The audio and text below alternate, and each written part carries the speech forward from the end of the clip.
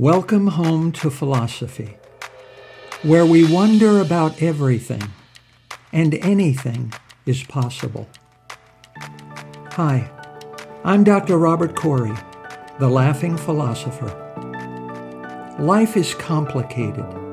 The world is complicated, and you are complicated. Figuring out how to live a happy, meaningful life, guided by wisdom and reason, is not easy. Is life a game? What is love? Should I fear death? Is this a just world?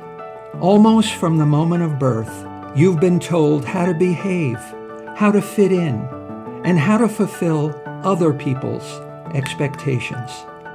You fear that you will lack importance or cease to exist in the lives of others if you think for yourself and question the rules and roles you've been told define you. Wisdom and reason will remove this illusion so you can live authentically in the world around you, find your true purpose, and become your real self. Welcome to episode 85. Is radiant happiness amid life's chaos truly attainable? Chaos is difficult to define, but it's easy to recognize when you experience it. A tourist at the Grand Canyon jokingly pretended to fall to his death, then lost his footing and actually fell to his death. A man left his van to open a gate, and his dog stepped on the van's gas pedal and ran him over. The owner of the company that makes Segways died after accidentally driving his Segway off a cliff. Jack Nicholson, the actor, at age 37, learned that his sister was in fact his mother. Sudden and extreme chaos lead to sudden and extreme feelings of confusion, injustice, and despair. You feel disconnected from your orderly life and thrown into a world of extreme disorder. Coping with chaos means accepting that life is uncertain. Unpredictability will always be a constant in life. Chaos cannot be avoided or escaped from. You cannot control chaos. You cannot prepare for chaos. You can, however, adapt to it. You just don't know how yet.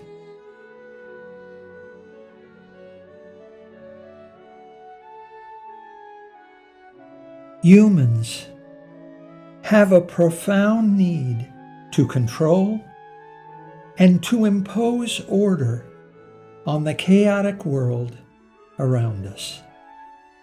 Even in our own thoughts, feelings, and actions, humans prefer control and conformity without freedom, rather than freedom and individuality with the risk of disorder.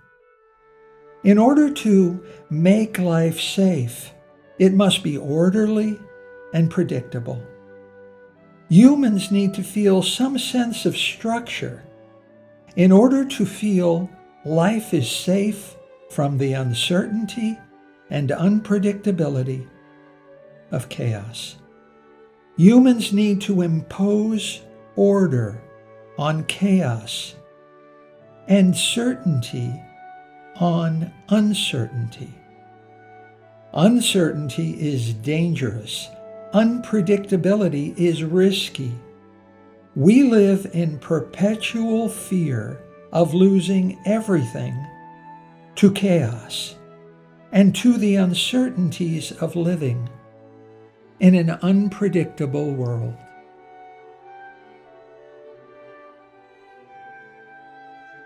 We live in the most prosperous and powerful nation in human history. The average American lives better than the 5 greatest emperors of the Roman Empire. The average high school student is smarter than the smartest person in the world was 500 years ago. We have much to lose to chaos. So, we manufacture certainty out of uncertainty. We choose to live a nice, neat, orderly life where nothing changes and where the best way to do something is the way it's always been done in the past. Old habits and old rituals provide a strong sense of personal security, but at a high price. We always follow the way we've always done things. We become too rigid and inflexible to change. We become too set in our ways to evolve and adapt. By becoming slaves of the past, we become incapable of learning and growing by thinking for ourselves and making up our own mind. Then, maybe, we would try a new way and find something better. So, the dead dictate how to live to the living. For example, how would you feel if I told you to write a set of rules that will be used to govern hundreds of millions of people living in a future society 2,000 years from now? Absurd, right? Yet, we use the Bible to govern our way of life, even though it was written by people who lived and died thousands of years ago. People who believe that this planet is the center of the universe. People who believed that diseases are caused by demons and evil spirits. The same imaginary spirits and demons that were cast out by Jesus. Even though there is not one sentence in the Bible that could only have been written by an all-knowing, all-powerful being who created the universe from nothing. How we live today is dictated by these dead people. We believe things because we're told them by dead people until it becomes seemingly impossible to imagine some other way. Even money, our most valuable possession, has pictures of dead people on it.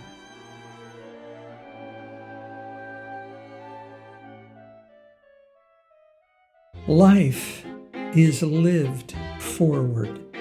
By always looking backward for answers, you are bound to bump into things you didn't expect to happen. Things you didn't plan or prepare for. Things that aren't supposed to happen. Unpredictable, unknowable things. Chaos. Your best friend is killed by a swan after getting too close to the bird's nest while kayaking across a pond. Your husband dies after being sucked into a jet engine at the airport where he worked. Your wife dies from injuries at an NHL hockey game after a deflected puck strikes her in the left temple. A train transporting toxic chemicals derails and poisons your city's only water supply. At the hospital, where he was a physician, your father is decapitated after his head is trapped between elevator doors as the elevator ascended. Your girlfriend dies from injuries caused by anal sex with a horse. These examples are extreme, but true. Real-life chaos that killed real-life people. George Eliot, the female novelist, said, "What do we live for if it is not to make life less difficult for each other?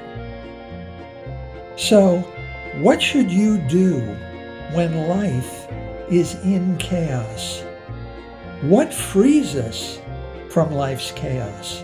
What is the best way to adapt yourself to cope with chaos?" A poet said, "When your heart is broken, make art with the pieces."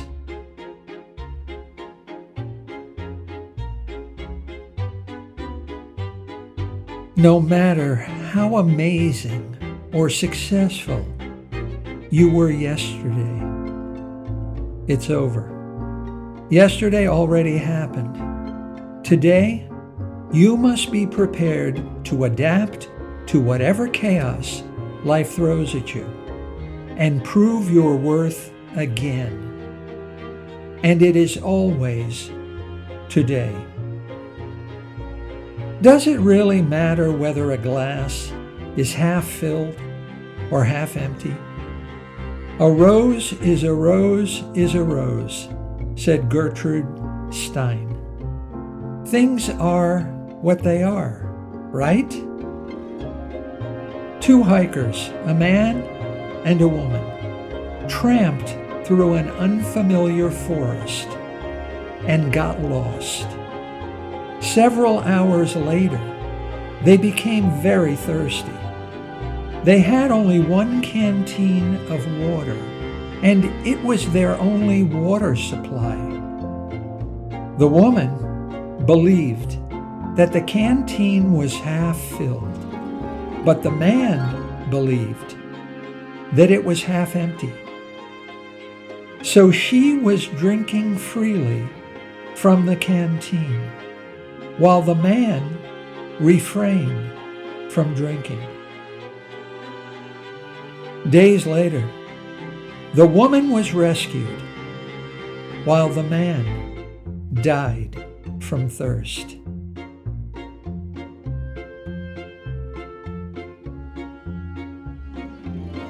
The most important part of you is not between your legs. It's between your ears. You think about things and define them through your beliefs and expectations. You then behave according to this definition as if it's true. It is true. true only for you, the person doing the defining. Truth is in the eye of the beholder. Your individual definition of reality has important consequences for your behavior. What you believe determines what you see and how you act. If you think someone is following you everywhere, then you will behave as if someone is following you everywhere. You will act suspicious of everyone and constantly be ducking and diving to escape observation. If you think there is positivity in every person and every situation, then you will act as if there is. You will be hopeful and optimistic and expect the best and see the best in all things. If you think there is negativity, then you will be cynical and pessimistic and expect the worst and see the worst in everything. What is inside your mind is all that matters. The outside stays just as it is.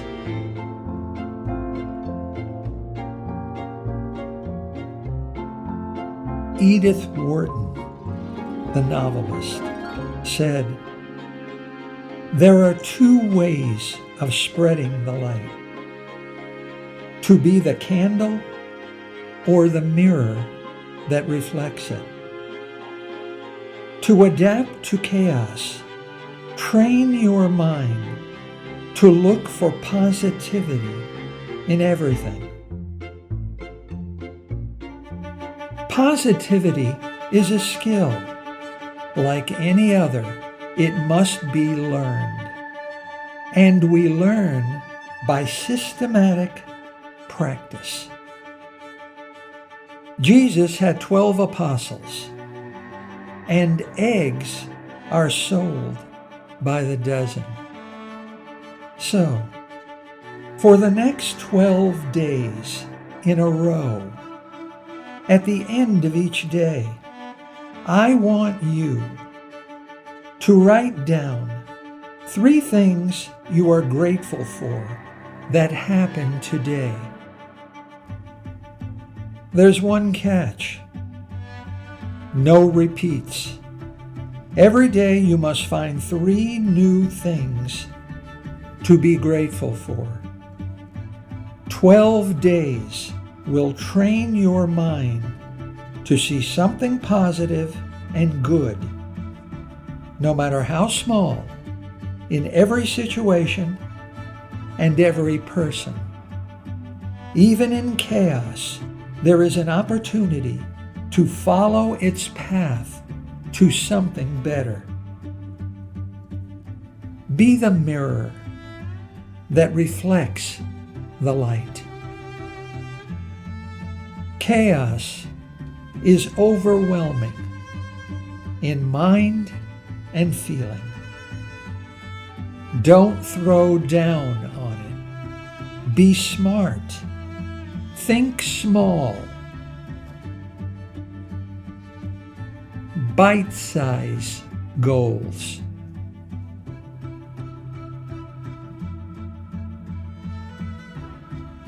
No one eats a bag of potato chips. You eat a single potato chip again and again. In chaos, choose an important goal. Divide this important goal into many smaller, easily achievable goals. One at a time, pursue each humble goal to successful completion. Achieving a goal, no matter how modest, will give yourself a sense of victory over chaos. Your only child is a hospital patient, wounded in a school shooting. You can't deliver your daughter from her pain and suffering. Just sit with her and listen. Play music. Give her a bunch of funny get well cards and open a new one every morning. Tell jokes that make her laugh. Add fresh flowers to her room every day. Decorate the walls with pictures of her favorite activities and things to do. Don't deprive her of her true feelings. Even Jesus wept. But change the subject to something happy and positive. Ask questions for her when nurses look in on her. The life-threatening illness of a child of any age is a profoundly chaotic experience. Small, doable goals are small victories. Small victories add up to a big victory. To defeat chaos, divide et impera, a Latin phrase that means divide and conquer. Turn her wounds into your wisdom.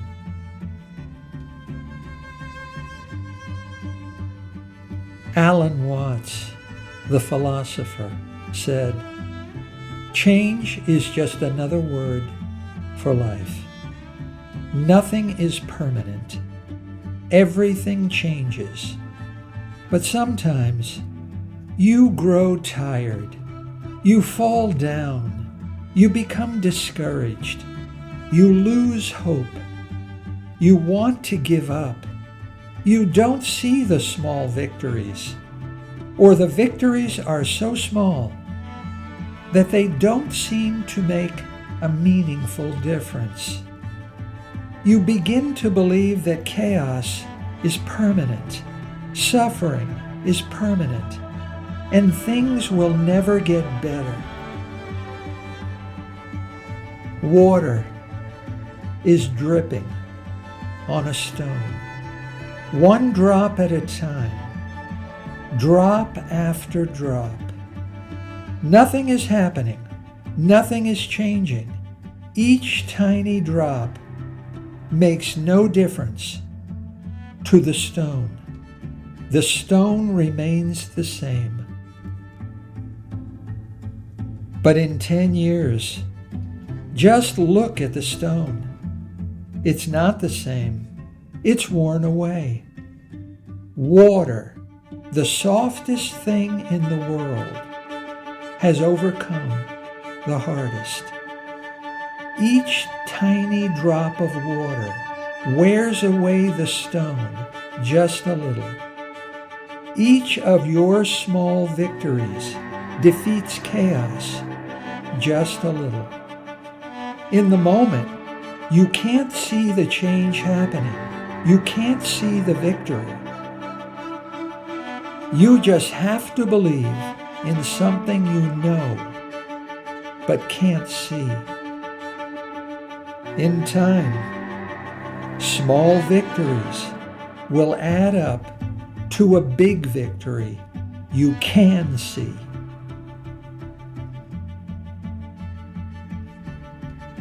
In chaos, it's not the strong who survive. It's the durable. Surround yourself with other people who are courageously enduring chaos.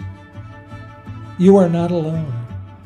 Ask for help from others, but don't take advice from anyone you're not willing to forgive when they're wrong. This means ignoring the advice of friends and family. You love them and you trust them above all others. When you have no one to lean on, you lean on them. But there is no perfect life. Everyone makes mistakes. When they're wrong, their bad advice will be unforgivable. Seek relationships with strangers who are coping with chaos. Strangers will make your own suffering and stress easier to endure and face up to. When you grow tired and just want to give up, strangers will be the source and an infinite ocean of motivation to hold on and go all the way. When someone you deeply love is facing the call of the void, take heart from the spirit of a stranger who stepped back from the precipice. It takes two people to create a new one. Sometimes it takes two people in the rain to hold up one umbrella.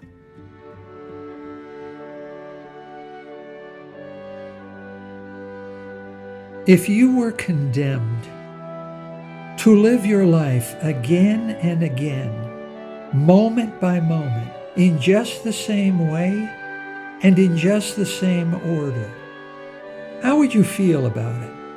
If I told you that every second of your life, every joy, every disappointment, every achievement, every failure, every victory, and every tragedy was to recur over and over for eternity, would you feel happy or cursed?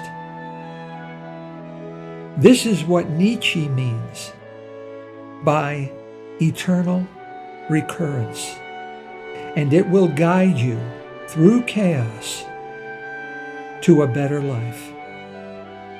For if your choices are to be relived endlessly, then they had better be the right ones.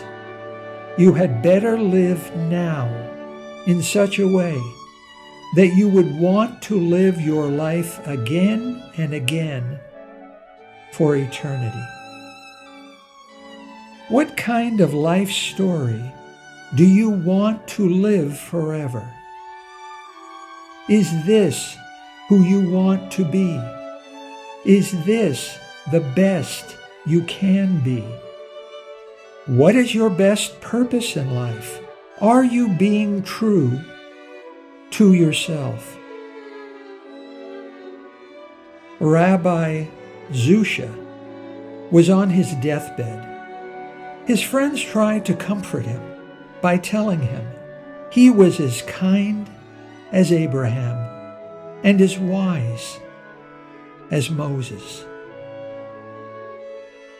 He replied, "When I meet God, I won't be asked why I was not like Abraham or Moses. God will ask me why I wasn't like Zusha." When you stare into chaos, it stares back, and it shows you what you are made of. Chaos awakens in ourselves amor fati, a Latin phrase that means love of one's fate. To want this life with all of its pain and suffering, boredom and frustration, tragedy and chaos. Chaos awakens our love for life, just as it is. Not that we could welcome chaos or embrace it as something that we desire, but to affirm life, unafraid to gaze into chaos again and again, and know it every time for the first time.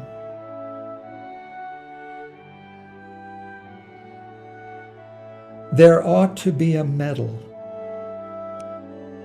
for this kind of bravery.